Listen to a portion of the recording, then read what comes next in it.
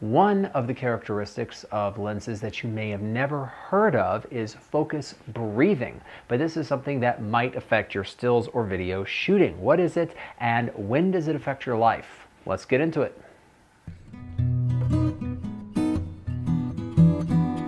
So focus breathing is a characteristic of a lens that you may run into, and it may affect your life, and you should know what it is before getting into it. And as you're thinking about lenses for a particular shoot, focus breathing is a pretty simple idea. The concept is, as you move the focusing ring, so as you focus at different distances, it slightly changes the actual focal length of the lens. So changing focus distance will actually shift the edges of your frame, and you'll see different amounts inside of the frame and not as you change focus distances.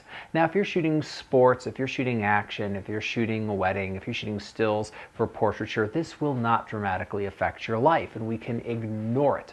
As a result, lenses that are made for still imagery, or were initially designed or thought of for cameras as still imagery cameras or for still imagery purposes, do not pay attention to focus breathing characteristics. They're not something that we particularly care about.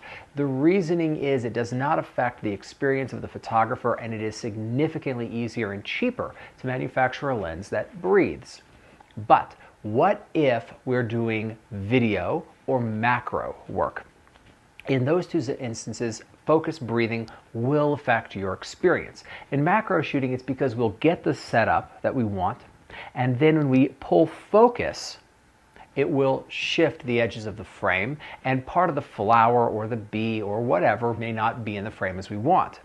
And this will affect us because as we move different distances away from the subject, we get dramatically different depths of field. So focus breathing really does affect our lives in macro shooting. It's also particularly important in video shooting. As you're shooting video, if you pull focus from a forward object or subject to something farther away and it shifts the edges of your frame, that will be noticeable to your viewers. And so cinematography and cine lenses really do care a lot about the breathing characteristics of a lens. Specifically, they want them to be either minimal or non-existent. And if you've ever wondered what kind of characteristics differentiate a cine lens from a still imagery lens, this is the first one we're dealing with in this channel. So now, if you have trouble imagining what this looks like, I'm going to do an example for you. First, I'd like to take a look at two still images that we have on the screen here. This is of the same flower at the same time, one pulled to minimum focusing distance with the macro lens and the other to maximum distance, so focus to infinity.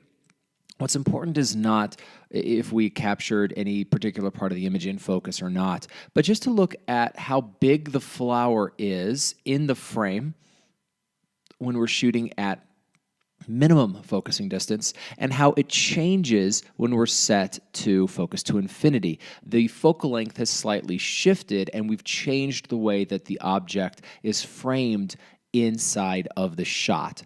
And so next, I want to show you what this is like to work with in a video circumstance. So here we're shooting video, and you're going to see the blinds in the background really change where they are within the frame as we pull focus from minimum focusing distance to infinity. So if I was shooting a video clip and racking focus, it would really show up in the end result.